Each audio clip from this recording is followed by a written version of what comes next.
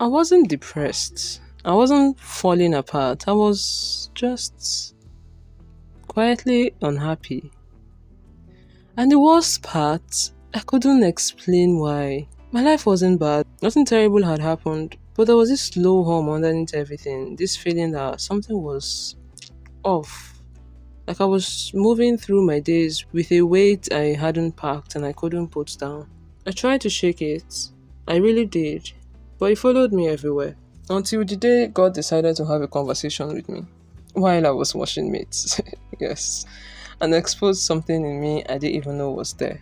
To understand what happened at the sink, you need to understand my 2023. Go on and watch the video first if you haven't. I'll wait. So one day, my mom had just come back from the market with meat. Now, for whatever reason, she feels like I'm the only one that can wash the meat properly.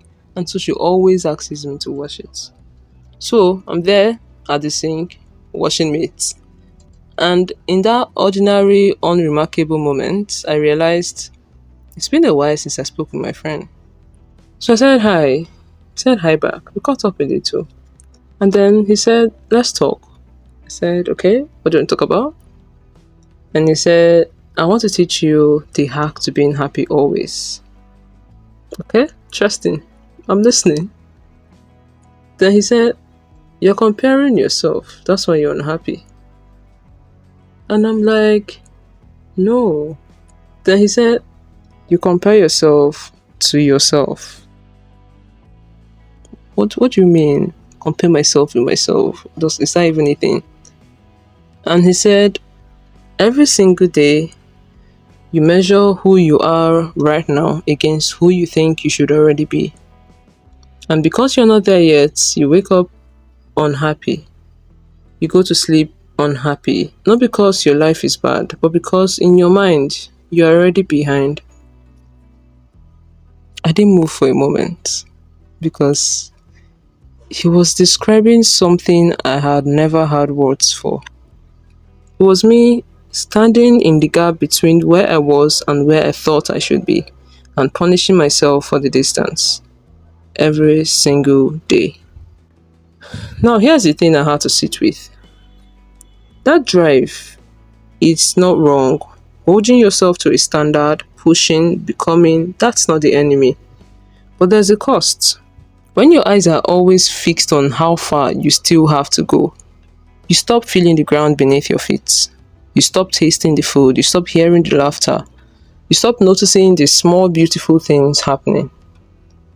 And then one day, you get there. You reach the thing you were chasing, and it feels emptier than you expected. Because you spent the entire journey too busy measuring the destination to actually leave the road. You got the goal, but you missed everything in between.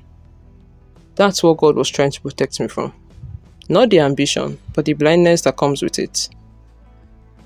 So, how do you fix it? The Bible gives us a clue that most of us have read, we even sing it, but we've not really thought about it. It says, count your blessings, name them one by one. That's not just a song lyric, that's a survival strategy. Because the mind forgets fast, especially when life feels messy and loud and incomplete. The good gets buried, the wings disappear, and all you can see is what's still missing. So, here's what they're doing, and I wanted to try it. Every night before I sleep, I write down everything I'm grateful for that day.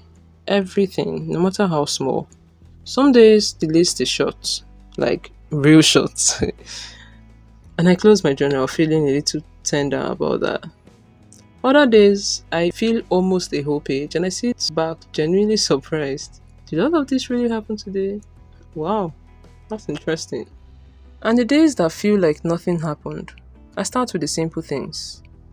I woke up, I'm breathing, I ate something warm, and somewhere in that list, something real always surfaces. Something I'd buried under everything that felt unfinished.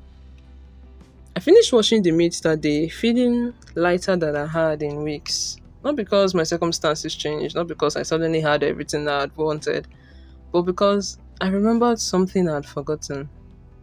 The journey is not in the inconvenient parts before the destination. The journey is the thing. The Tuesday afternoons, the ordinary things, the conversation that find you when you're not looking for them, the slow, unglamorous, beautiful process of becoming. That's where your life actually lives. And if you spend it all staring ahead, measuring, comparing, calculating the gap, you'll miss it. All of it. So here's the hack. Not a formula, not a 5-step plan, just this. Be grateful. Deeply, specifically, daily grateful. Grateful for how far you've come. Grateful for what's in your hands right now. You don't have to stop wanting more. You don't have to lower your standards or shrink your dreams. Just while you are on your way there, don't miss the road. That's it. That's the whole hack. If this story touched you, please like and subscribe and share with someone that really needs to hear this. And hey, don't forget to hit the notification button so you don't miss a thing. Until next time.